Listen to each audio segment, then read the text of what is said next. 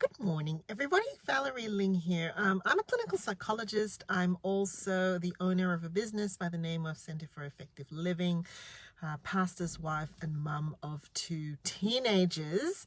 Hi, how are you this morning? I live in Sydney and it is a bit of a drizzly, rainy spring morning today. Listen, when it comes to the question of Valerie, how do you maintain balance? How do you actually keep things going when you do so much? And sometimes people worry about me. Good morning, Alex. The answer is through discipline, through intention, a lot of grace, a lot of humility, and self-compassion. But here's the thing: when you do make the time to pull back, to reflect, to stop, to pace, you actually can do more. This morning, I was given a shopping list by my family, and usually I would wave them off and say, WhatsApp me the list, right? Because I'm probably going to forget everything. But today I realized that my brain was a lot freer and there was space in there. And I said, no, I'm at an age where I actually think I need to practice my memory. Tell me the shopping list, and I will commit it to memory, and I will commit to you that I will get those things on the list.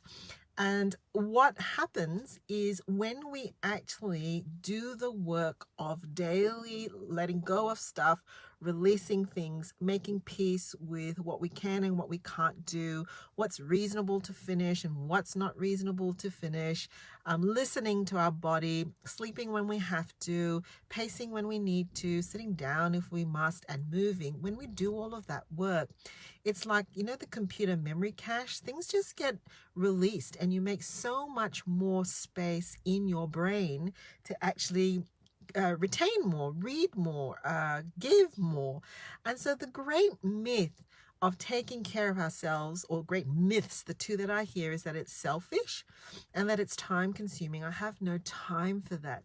To the first one, that is selfish, I would suggest that we are far more self-focused and far more insular when we are not coping, because the stuff that goes through our brain, through our minds, through our hearts is the stuff that condemns ourselves, that feels guilty, that feels like we're failing, like we're tripping up, that we're falling. So we are far more self-consumed when we don't do self-care.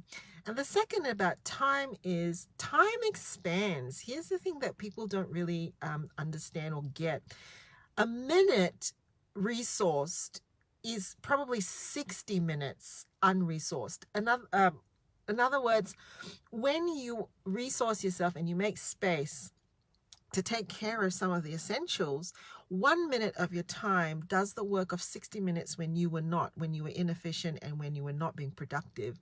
And so actually putting that in first, putting that stuff in first, expands your day. I would argue exponentially, because you become far more efficient, far more productive, far more mindful, and far more attending. And one of the things that I'm finding in my individual work right now is it pretty much only takes about 2 to 3 sessions of just putting those fundamentals in for people's perspectives to just get unlocked. So here's my challenge to you. Come and join me for 3 days of perspective changing, perspective shifting, energy expanding, capacity replicating time to bounce. My self-care program coming up September 22nd. Hope to see you there.